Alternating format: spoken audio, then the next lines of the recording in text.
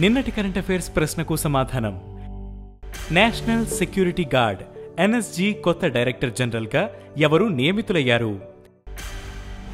National security guard NSG కొత్త director జనరల్గా senior IPS అధికారి బి శ్రీనివాసన్ను నియమిస్తూ కేంద్రం ఉత్తర్వులు జారీ చేసింది.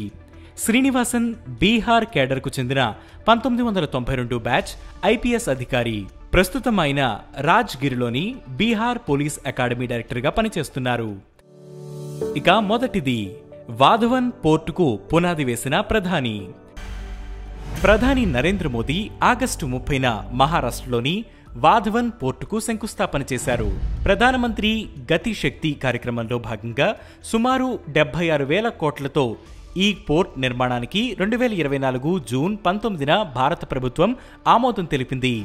ఈ ఓడరేవు పూర్తి సామర్థ్యంతో అందుబాటులోకి వస్తే దేశ రవాణా సామర్థ్యం గణనీయంగా పెరగడమే కాకుండా వాణిజ్య కార్యకలాపాలు, ఉద్యోగ కల్పన ద్వారా దేశ ఆర్థిక వృద్ధి కూడా పెరుగుతుంది. ప్రపంచంలోని అతిపెద్ద పోర్టుల్లో ఒకటిగా దీన్ని మార్చడమే లక్ష్యం. ఇక రెండవది, అరేబియా సముద్రంలో అస్నా తుఫాన్. అరేబియా సముద్రంలో ఏర్పడిన తీవ్ర అల్పపీడనం అస్నా తుఫాన్గా మార్పు చెందిందని భారత వాతావరణ విభాగం వెల్లడించింది. అస్నా అనే పేరును పాకిస్తాన్ సూచించింది. తుఫాన్లకు పేరు పెట్టే సాంప్రదాయాన్ని United Nations Economic and Social Commission for Asia and Pacific, World Meteorological Organisation సంయుక్తంగా ప్రారంభించాయి. భారత్, బంగ్లాదేశ్, మాల్దీవులు, Myanmar, Oman, Pakistan, Sri Lanka, Thailand, Iran, Qatar, Saudi Arabia, UAE, Yemen దేశాల సభ్యత్వంతో ఏర్పాటైన ప్యానెల్ బంగాళాఖాతం, అరేబియా సముద్రంలో ఏర్పడే తుఫాన్లకు పేర్లను సూచిస్తుంది. 1976 తర్వాత అరేబియా సముద్రంలో ఆగస్టులో తుఫాన్ ఏర్పడడం ఇదే తొలిసారి. ఇక మూడవది, దేశంలోనే మొదటి కాలుష్య నియంత్రణ నౌక. భారతదేశపు మొట్టమొదటి కాలుష్య నియంత్రణ నౌక సముద్ర ప్రతాప్ను ఆగస్టు 29న గోవా షిప్ యార్డ్ లిమిటెడ్ ప్రారంభించింది. రక్షణ శాఖ సహాయ మంత్రి సంజయ్ సేత్ సమక్షంలో దీనిని లాంచ్ చేశారు.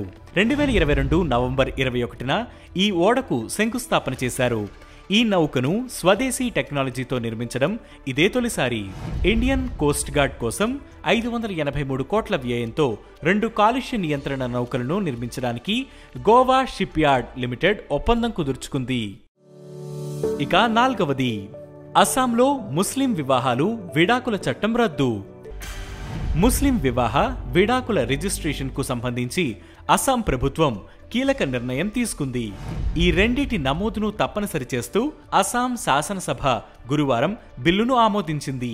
ఈ బిల్లు ప్రకారం గతంలో కాజీలు నిర్వహించిన వివాహాలు చెల్లుబాటు అవుతాయి.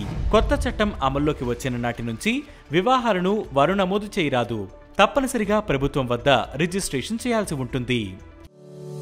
ఇక ఐదవది, ప్రపంచ అథ్లెటిక్స్లో ఆర్తికి కాంస్యం. లిమా వేదికగా జరుగుతున్న అండర్-20 ప్రపంచ అథ్లెటిక్ ఛాంపియన్షిప్లో భారత్ బోణీ కొట్టింది. భారత యువ రేసర్ ఆర్తి మహిళల 10,000 మీటర్ల రేస్ వాక్లో కాంస్య పథకం సాధించారు.